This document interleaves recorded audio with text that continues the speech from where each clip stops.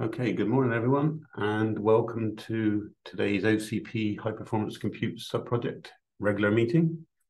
Let me just share my screen.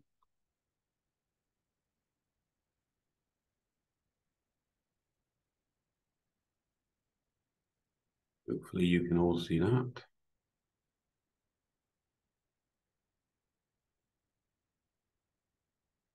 Okay, so first of all, it looks like we have a few new people on the call. Let me see if I can see my participants. Oh.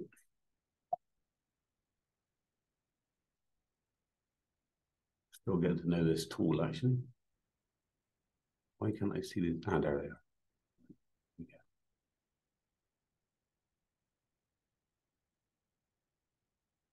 Okay, so maybe a quick introduction to the new attendees. So just going down the list. Jason, would you like to kick us off? Hi, my name is Jason Wells. I work at Harvard University School of Engineering and Applied Sciences. Not entirely sure what I can contribute to this, but I've been doing HPC work for about 15 years now, and everything from replacing hard drives all the way up to architecting large systems. Hey, welcome aboard.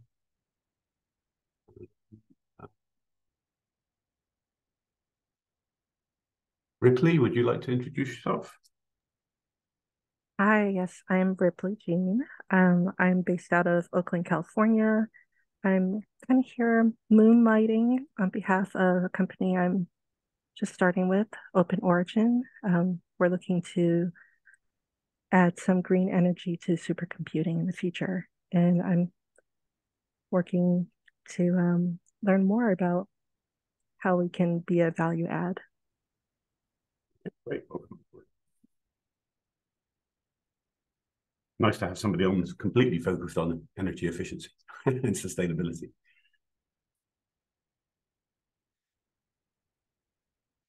Okay, and there was Victor. Can you hear us? I'm not sure if you introduced yourself last time or not. Yeah, it's not the first time I joined. I'm Victor Liu. I'm an independent. I'm actually not a hardware person, but interested in the overall acceleration hardware side. I'm actually a database guy. All right, okay. Welcome aboard.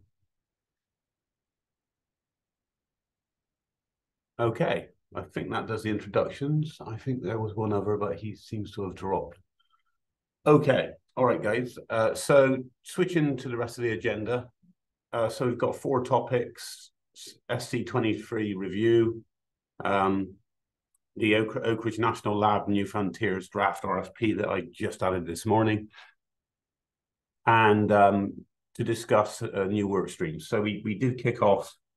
We had a good kickoff meeting on the interconnect one a few weeks ago, which, if you're interested and you missed it, you will find it in the wiki, in the recording list. So we're putting everything in the same recording thread, so you can catch up on things.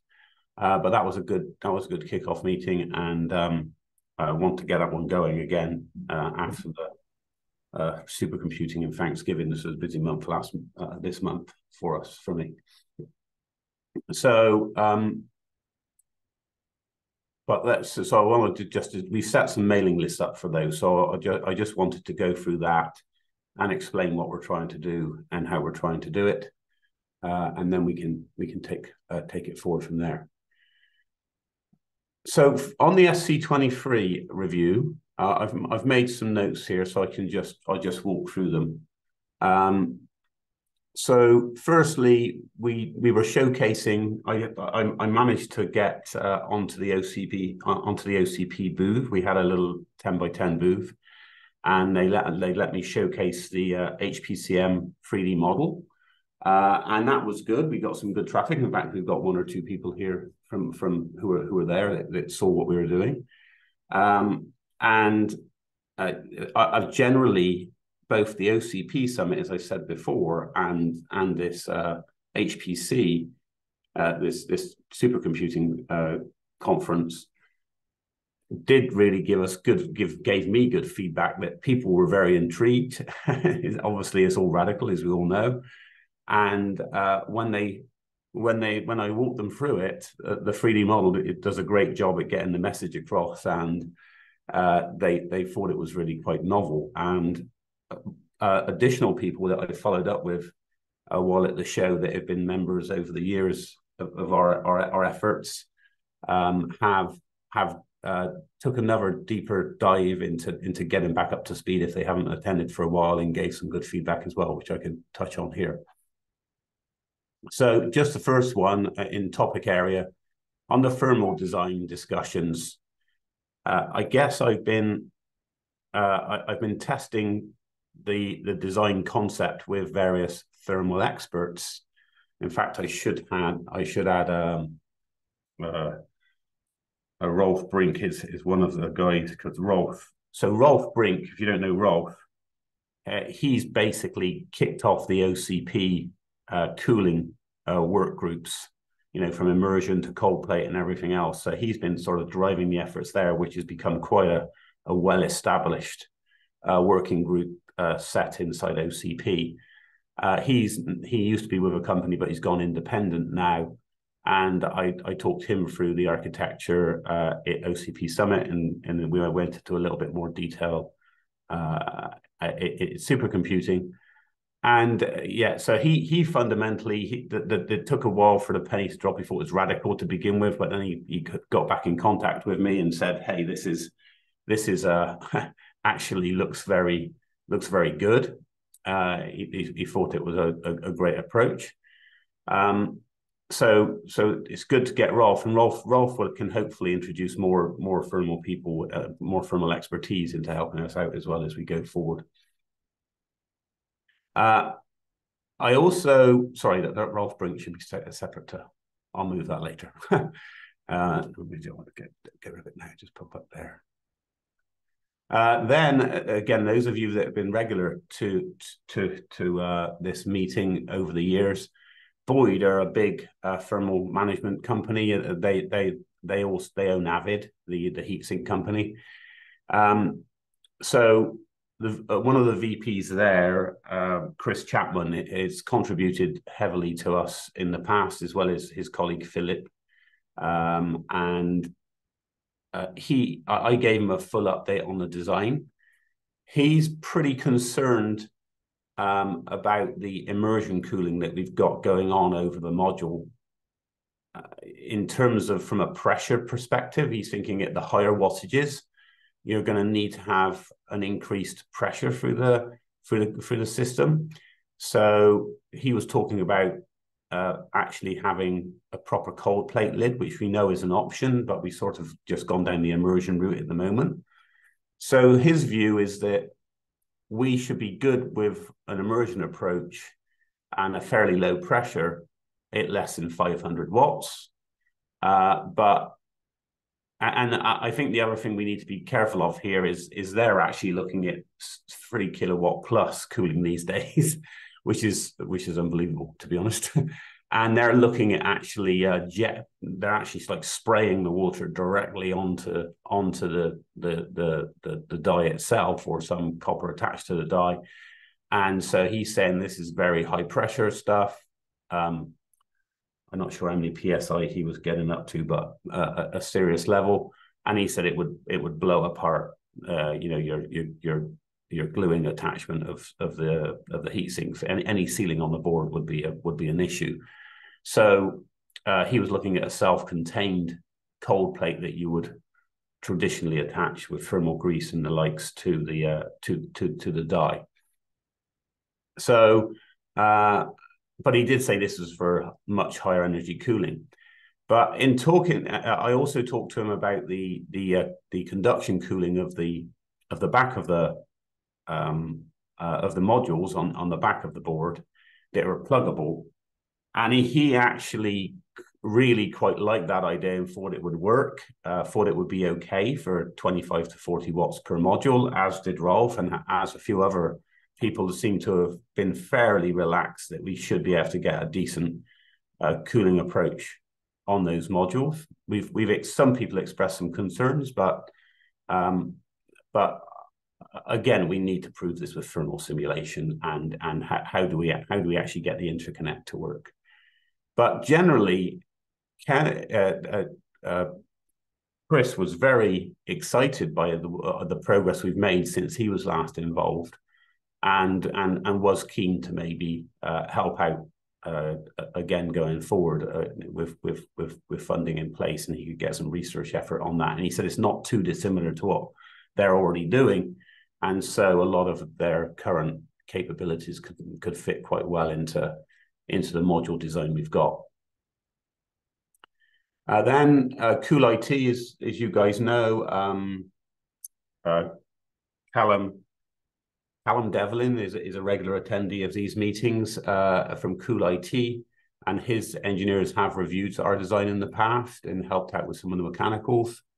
They had a booth at the show, and interestingly, I saw their pluggable DIMM approach to cooling, which we could, which is fairly similar to the E3S pluggable that we're trying to achieve. So they have a similar approach where they have cooling channels, and they actually use a gap pad material for actually for the connection between the pluggable DIMM and the water cooling where the water is flowing. So it is a pluggable interface. So that's evidence of people using this approach, and an example of how you can get the thermal contact. I believe the only difference there is I think the DIMMs are relatively low power. I think maybe 20-25 watts is the maximum power that a DIMM will go up to. And pretty much most of the DIMM was in contact with this gap pad thermal mating, whereas we do have a taller module with a smaller interface. So, but that was proving to be working quite well. So that's an example of a pluggable working. Then moving on to the optical, there's a couple of things on the optical interconnect. So by the way, I attended the technical sessions workshops. I focused on sustainability and the various technologies that we need to get going. So I spoke to all the interconnect guys, and attended various things. Specifically, I wanted to get a bit more up to speed on where the optical world is. In the optical world, the silicon photonics world that we have today tends to have optical fibers coming out the top or the side of the silicon. And my question for a while has been, why can't it come out of the bottom of the silicon? Because that would play to connectors on the back of the module like we have. And so anyway, there's a couple of companies that I touched base with a number, but there was a couple of specific note that I wanted to highlight here. The first one was, I'm not sure how to pronounce this, Avicenna Tech. They are actually a very interesting company because they have an LED bundle approach to their optical cables. And what they do is they just use blue LEDs from a display manufacturing process where they have literally hundreds of LEDs running at 4 gigabits each to get you up to a terabit per second link. And they take standard, apparently light pipe type optical cables where they can carry these multiple, don't ask me how, but they can carry these multiple hundreds of separate LED signals in this single fiber. And so they were demonstrating that at supercomputing. Obviously, it can't be switched or anything, but the key advantages of this is, you don't need a laser. It's extremely low power. And they're claiming alignment is you can mechanically align. You don't need this dynamic active alignment for matching the cables. They have just a simple mechanical keying for coupling the cable onto the source and destination. And and it's a very fine cable compared to a bundle, you know. So if you think about it, an 8-lane copper implementation it's CXL Gen 6, PCI Gen 6 would give you the terabit per second in each direction, which is what they're claiming. So one single cable compared to a big bundle of copper cable. So that's an interesting one. And the other thing is they can't do hundreds of meters, but they can go up to 10 meters, they claim. Again, this is a startup, so you know, claims versus reality are something that would need to be validated. But I think that this would be a very interesting co-packaged, low-cost co-packaged option that we could explore with our module format as a potential alternative to the copper cabling or some sort of co-packaged optics approach as we move towards that. Now, that doesn't exclude the photonics approach, which can obviously give us hundreds of meters, but it does present some very attractive metrics on the energy and potentially cost front. So on the photonic side, there's a lot of companies doing a lot of interesting things. And so Xscape Photonics is just one of them, but one of the founders of Xscape is a lady called Karen Bergman. She's from one of the universities where they've done a fair bit of research. And so this is one of the photonic startups. And the only reason to really bring that up is she was on a panel session where we were discussing what were we discussing? I can't remember the focus of the panel. But specifically, I managed to ask the question of is it possible to get the photonics out the backside of the silicon rather than the top in the sides? And she basically said, yes, it is. There's no reason why you can't do it. It's just nobody has done it. So I think just in terms of if we can persuade the direction of photonics to get optics out the back of the board, that would allow for easier power and cooling on the top of the board without all of these photonic cables flying out of these little chiplets. So that's on the optical interconnect. On the electrical side, I did meet with everybody at OCP Summit and then touch base again in supercomputing. So again, and we seem to have had a good kickoff meeting on the interconnect side, as I said earlier. So I'm hopeful we can make some progress on that. Actually, just to mention, thank you to Xingfan, Zineng Fan from Amphenol for he's put some slides together, which I'll get him to go through. Since our last meeting, he put some ideas together, which we can go through on our next interconnect meeting, which we'll come on to in a moment. Then the other focus that I had at supercomputing was there's a ton of stuff going on in sustainability, which is great. You can see it's becoming more and more important, and people are actively talking about it, both on the vendor side and on the customer side. It's going to become a stronger and stronger requirement. So this could be a very good avenue for us to sort of latch on to, because that's our entire focus is the sustainability and energy efficiency with what we're trying to do here. So I did make a point of attending as many of the workshops and presentations as possible around the sustainable area. For those of you that have access, I'm not sure what the access is. Everything was recorded. And so I've just highlighted the workshop names or the presentation names and the time and day that they were presented. And if you can get access to the supercomputing website and those presentations are live, I just checked them yesterday. You'll even hear me asking a couple of questions in a couple of them. Definitely some very interesting things going on there. Worth a watch if you're interested. The only one that I wanted to highlight specifically was the last one, the example projects for HPC data center heat reuse. And NREL were there, as well as a European body, talking about their data centers and their heat reuse approaches.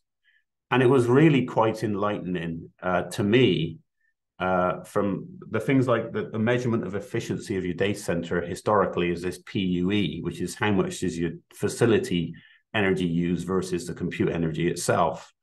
Well, ironically, just focusing on that figure of merit is not necessarily a good thing when you think about energy reuse. So they call it energy reuse effectiveness, ERE, or something like that. And there's a bunch of other ones that are coming out.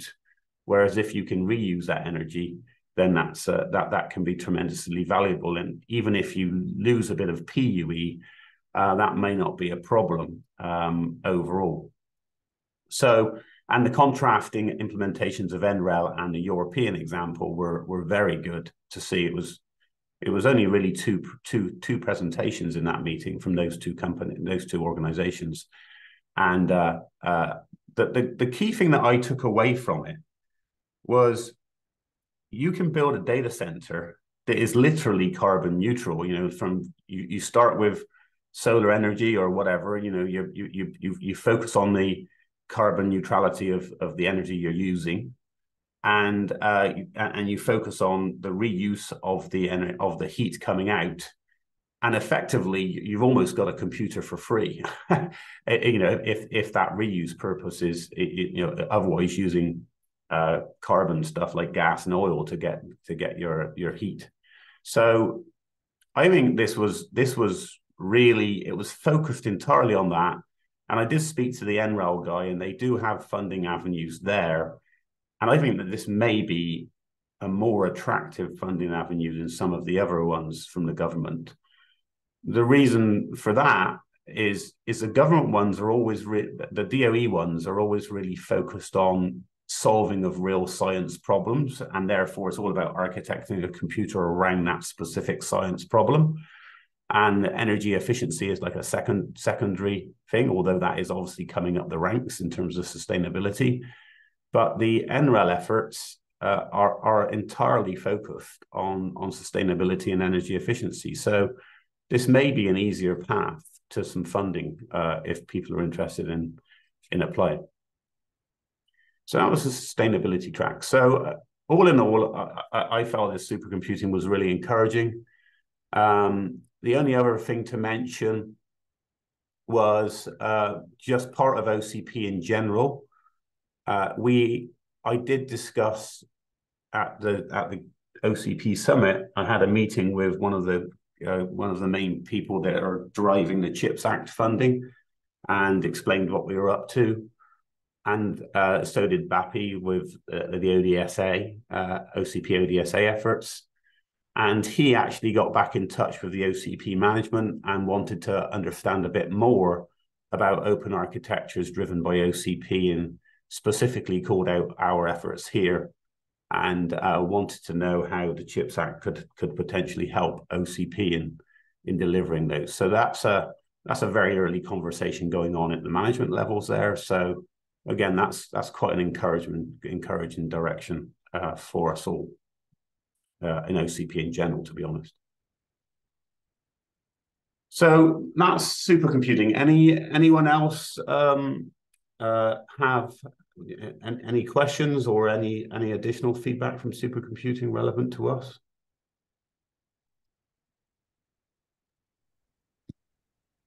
Hey, Alan, I don't necessarily have anything supercomputing related, but I did want to update my company affiliation on these meeting minutes. Sure. Although I wish I'd gone to supercomputing this past year, I was just too busy at the time. And what's your new affiliation? That is going to be a firm referred to as Precision X. Precision X. With a capital X? Yes, sir. Okay. I'll update that. I've updated it on my spreadsheet. I'll update it on the minutes in a moment later. Awesome. Thank you. Thank you for that. Okay. Anyone else with anything on supercomputing or ever? Okay. You're posting about the cooling and etc., which is I wonder why is that just specifically for HPC? So that's more common for non-HPC as well, cooling.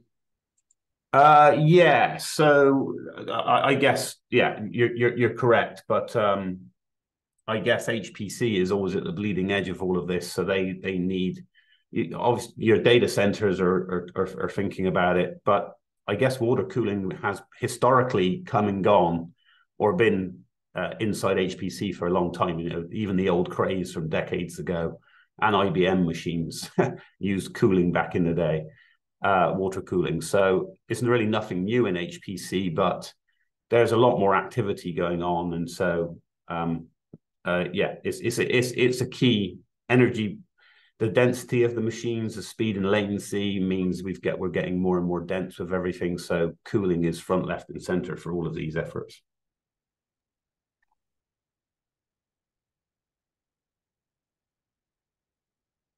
Okay.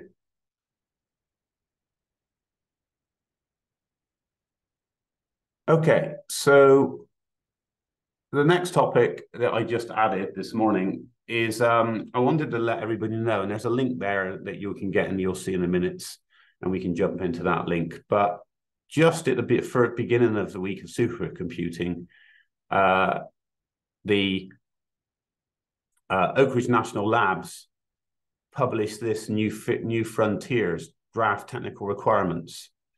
Now, again, those of you that remember from about August 2022, we actually worked together and we put it forward on a response to their request for information on their advanced computing ecosystem, where we said what we were up to and you know what were the directions we thought that the government should be going in on their big machines versus you know the round robin of just the big companies, and a more of an open approach and modular approach. And so they took all those inputs. Eventually that will go towards building bigger machines. But what they've done here is they've done this RFP, which is what they call a pathfinding research and development RFP, which is towards what a new machine should look like in 5 to 10 years' time. So there, if you read it, the nice thing about this is you can sort of see little pieces of our input in the discussion of the R&D needs that they want to investigate.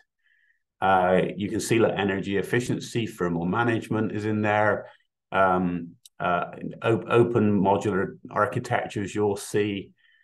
So I don't really want to get into the details, but long story short, I think that what we're up to here, they're disaggregated heterogeneous computing. Obviously, that's what we've got here.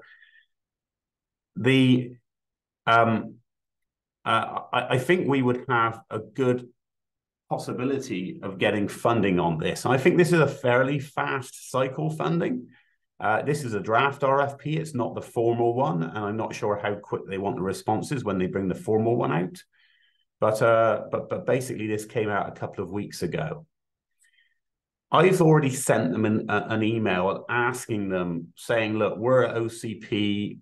We're a bunch of companies trying to get a system architecture. You know, there's lots of different projects that we need to get done on various parts of the module design, and they could be looked at as separate research efforts, like on the thermal, on the power delivery, on the cooling side, at the infrastructure level, on the module design side for different types of modules, signal integrity, etc., interconnect." Innovations, optical connections. So in theory, we could put forward possibly several, 4, 5, 6 separate entries into this RFP, citing that we're working with OCP HPC on the HPCM module, in that the research is going towards a particular aspect of that of that implementation. And therefore, if they fund it, then we make progress in that particular area. Or I said, you know, or do they really want only one RFP response from OCP or from the members of OCP? Like, we would need a system integrator to lead the charge and then pull in the various disciplines from the other companies. So I sent that last week, and obviously it was Thanksgiving, so I haven't had a response yet. I'll follow up on that to see if I can get an answer out of them. But I guess in my head, I'm concluding that it might not be a bad idea for us to just to take 4 separate little projects, like one on the firmware side of it, etc. And maybe if I can persuade some of you in your companies to actually take the lead on putting a response to them, that might be the way that we go. I'll definitely make sure I get feedback from Oak Ridge National Labs, the lead person there, to see if they would find it acceptable to have multiple proposals that are requesting specific R&D towards the HPCM development in OCP, and see if they would be happy to look at those on separate individual cases. But I guess my request to all of you is, assuming you're interested in that from an R&D perspective, would any of you like to take the lead with putting a response in on behalf of us? And, you know, and ideally, you know, I think we can name a number of companies where you would collaborate on this effort together, and I'll obviously share out the funding if it was awarded between the companies. So that's a proposal. I mean, any questions on that? Any initial reactions of interest? Do people think this is a good area that they think their companies would be interested in diving into? I think it's something that Mike could do for us, Alan. Oh, right, yeah, okay. Well, maybe if you can, maybe we should ping Mike on that then. By the way, welcome. Yeah, send us a link. Sorry, I was late. But yeah, ping us a link, and I'll speak to Mike about it when we catch up in the next couple of days, because he's great at writing these type of things. So probably just the person might even wrote what's his face into it as well. So just to be clear, Mike's with Leonardo, right? Well, he's now with me. Oh, right. Okay. Same difference, really. BA's moved over as of last week.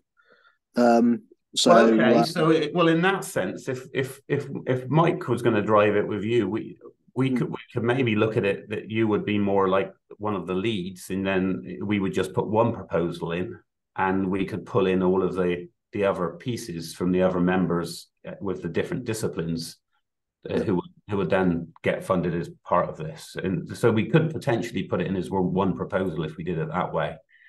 Yeah. So I mean, he's basically a professional bid writer, so he's the right person for the job. I mean, that's basically why I've got him. Okay. Well. So everybody else, I mean, so like, for instance, I mean, on the one front, we need to innovate on the interconnect. We want to get this interconnect approach where, you know, there are various simple things we need to get done, like get rid of all the through-hole stuff. There's other ideas that we're saying that active small cable connectors can actually be conductively cooled, so they're much smaller than a QSFP or a QDD, or now we're going to OSFP, so we can get to really tiny sizes with actively cooled cables that are conductively things. So those sorts of things potentially we could get funded. So the interconnect guys, I was thinking that could be one project. We've got the optical interconnect as well of active optical cables with a similar format that could maybe go under the same proposal, or some of these co-packaged optics like I was discussing earlier.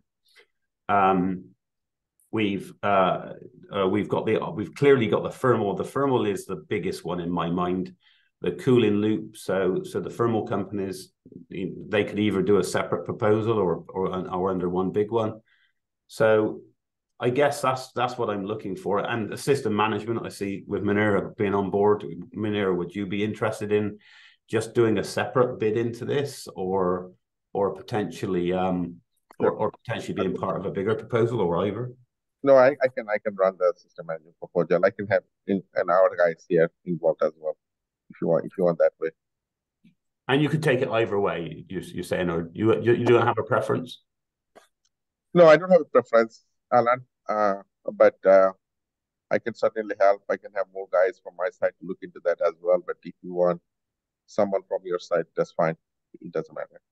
No, yeah. To be honest, the more hands to the pump, the better progress we make. And in fact, I tell you what, I think I might even set up another little subgroup for people interested in getting a response to this, because I think this is this. When I read this, I thought, oh, this is definitely one that we have credibility that I think they might be interested in funding in several avenues. So I'll actually set up a separate work stream for getting a bid into this, and people that are interested can come and join. And I think if we pull the team right into this one, I think he'll be really interested. He does all the difference. Yeah. If we could get a real coherent team across all the disciplines, and we do it as one proposal. It's just the funding avenues is my concern. Is if the government will want one throat to choke, so the one that leads it will be the one throat to choke. And then how do we fund? Does all the money funnel through the one company or whatever? So those are the aspects that we would have to explore. But what contracting framework is it on? It's usually with government funding. There's usually a particular framework that's going through. Say that again. It's usually on one of the federal government's contracting frameworks. Does it mention OTA? Or I don't know, to be honest with you, Greg. I've the link to this is in the thing, so you can certainly take a read. But it seems fairly straightforward. I'm not sure of the timeline again, but it does seem. It seems to. I think it's CHIPS Act related, where the funding pot has come from. And so it seems like they might be willing to make, because it's a pathfinding. I don't think it's not like they're buying one humongous machine. They're maybe talking about tens or maybe even 100 research contracts, depending on what bids they get. I'm not sure what the size of the pot of money is or what we can get, but it's I think it might be a fairly fast path, is what I'm saying. I'll get the pros on the case, see what they think. All right. Okay. So that one's an exciting one. That one and the CHIPS Act one, but the CHIPS Act person is a bit more embryonic. So but this one's real, and like I say, Alan, can you put the link on the chat window? That one. So here, let me just see if I can copy this link. Hang on a minute. Yeah. Thank you. Get rid of this. There we go. Share. Copy link. It's going to be in the minutes anyway, but let me just get a link here. A minute. Let me chat.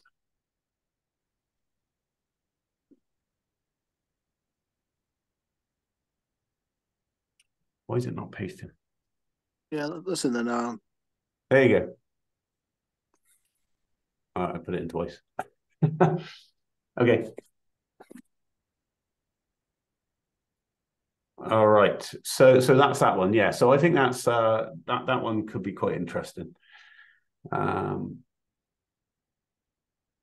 Okay. So now moving on, we've touched on the work streams. So basically, I think the way we're going to make a bit more rapid progress to turning this concept into reality is to get into the separate work streams with the experts from the different disciplines driving the work streams. On that note, I just wanted to emphasize that I could really do with somebody else leading each of these work streams and not me. I do too much talking as it is, as I'm sure you will agree. So I'm looking for leaders in these different work streams, and so I talked with the OCP management, and basically that we agreed that it was best to set up separate mailing lists rather than blasting the entire group with everything from all the work streams, because I'm sure all of you are only interested in particular parts, and we can do roll-up summaries in our regular get-together meeting from these work streams, so people can get a summarized update of how the work streams are progressing. And in terms of frequency of the work streams, I think, you know, each work stream can decide. I think on the interconnect one, we all agreed that there's a number of things to get done, and we could probably benefit from a more of a weekly one. So I'd like to get going on that one again. But the key thing here that I wanted to get across is, again, in these minutes, you'll see a link, and actually these links are on the wiki as well. So you can go to the wiki, and you can go into the mailing list and sign up for the mailing list. I see that a few people have already done that, but please go ahead and sign up for the ones that you're interested in, and I'll get the ball rolling with the initial meetings. So we're going to need to find some times to do this. The interconnect one was on a Monday, and I guess a Monday at 8 a.m. So maybe the best way for me to do this is, because obviously only a few. Does Monday at 8, actually the people that are on, Zinfeng, Fan, and Matt Burns, is Monday at 8 a.m. workable for you guys, Pacific time? Yeah, Alan, yeah, it works for me. I'm not sure the other members. So yeah, it works for me. I can make that work.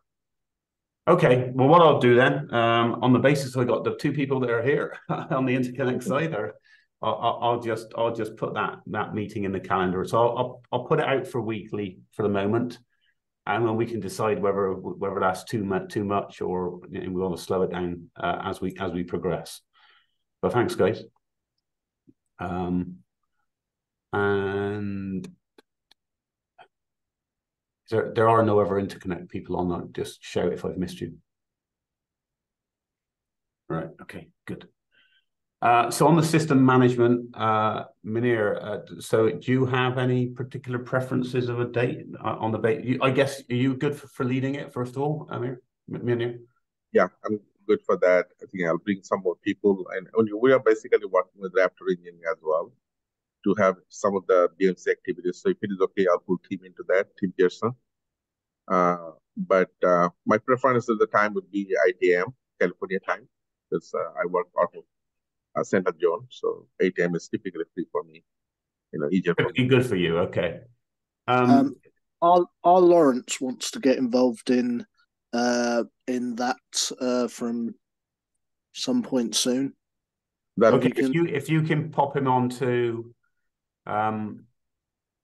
if you can pop him onto the wiki, and he can sign up to the mailing list, Greg.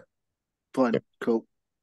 By the way, just on that, I should have named this a bit better. This working group, I mean, it can be the wider aspect of system management, but it is specifically the hardware implementation right now that we're looking at.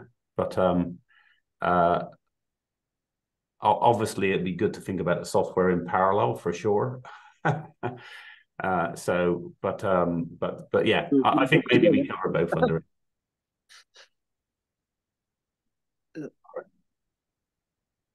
And on the thermal side, right, I want to get involved in this, Alan. Yeah, actually, Mitch, is it good for you 8 a.m. on any particular day? Like Wednesdays, I think we were thinking. Wednesdays are pretty booked. Earlier in the week, Wednesday probably is the busiest day. So do we think would Tuesdays, would this time on the off weeks of our meeting work for you, Mitch? I think so. Yes. All right, and Munir, do you think should we start off with just bi-weekly in between these meetings? Yeah, I think that can do that. Alan, what I was thinking is that why don't you set it up this wiki link and people who are interested and then sign on, and I can ping as well myself. Okay. Rest of the team members from the meeting this year, and then I can invite some more people. Okay. All right. And we can get some offline work done as well, hopefully. All right. So that takes care of the system management side. So I'll put out, let me make some notes here. So the interconnect one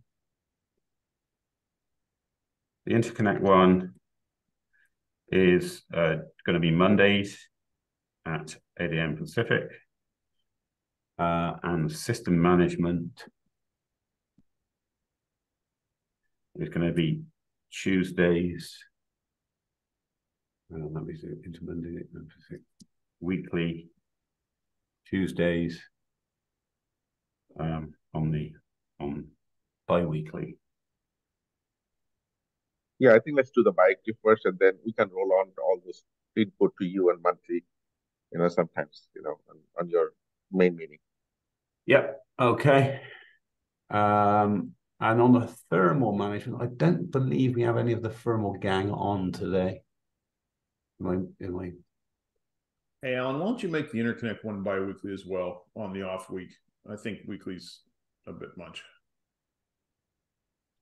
Okay. Well, all right. So, well, if I say next Monday, and then we can see how we get on next Monday and see if okay, and see how people.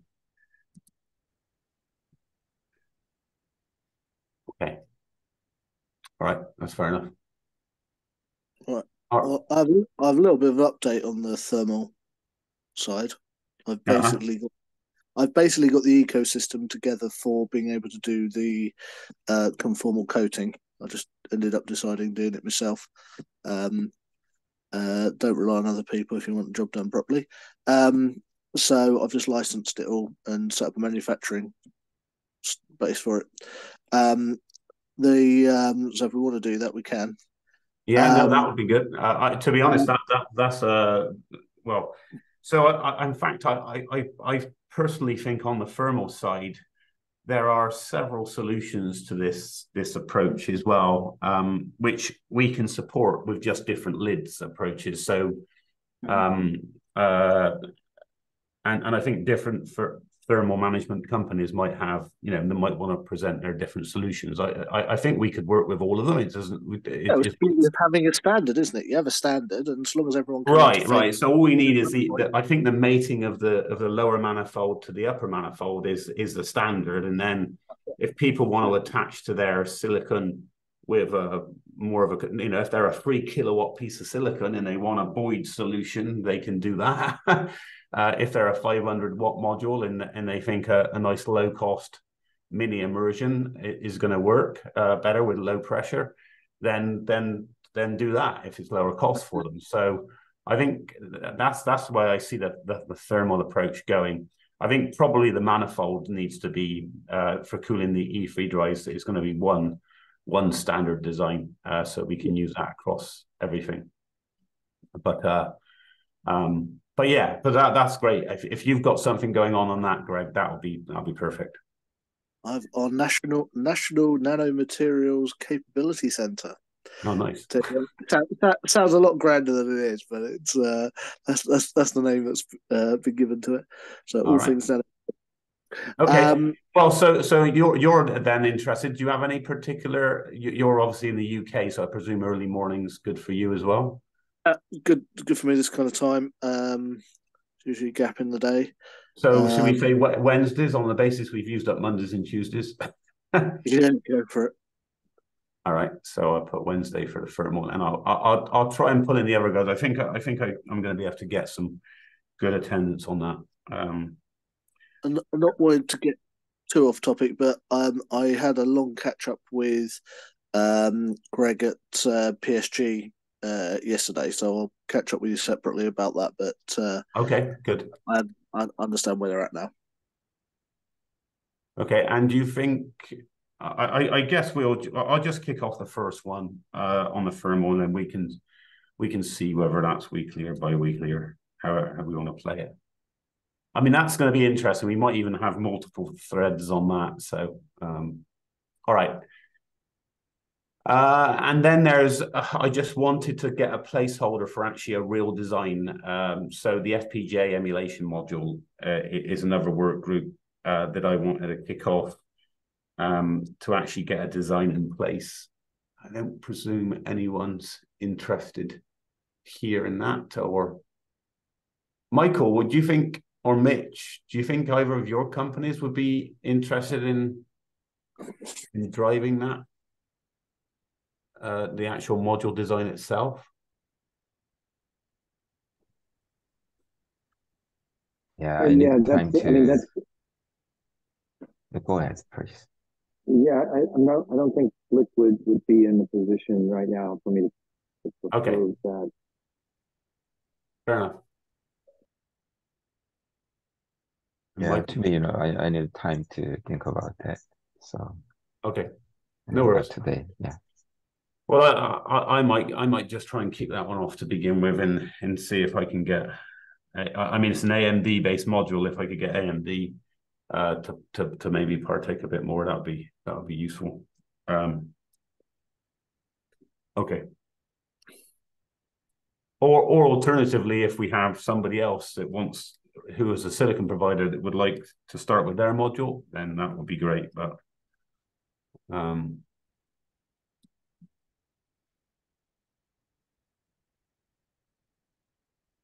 okay. Do one of the lot that support the ARM collective simulation, really. Right. Okay. We're 3 minutes from the top of the hour. I wasn't paying attention to the time, so that was a good timing. Any other business from anybody? Any comments? Any other topics? Any questions?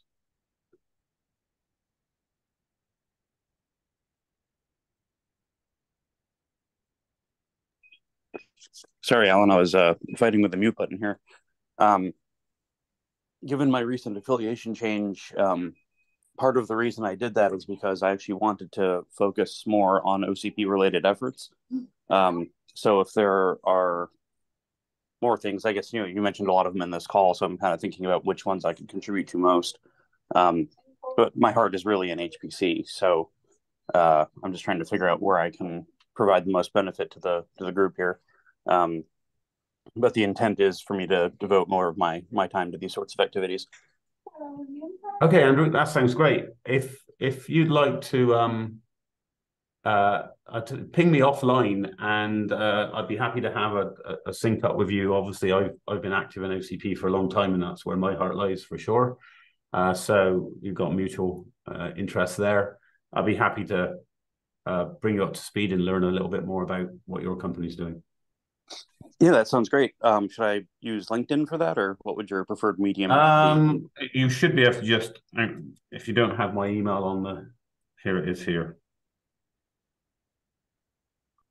That's my email. Perfect. All right.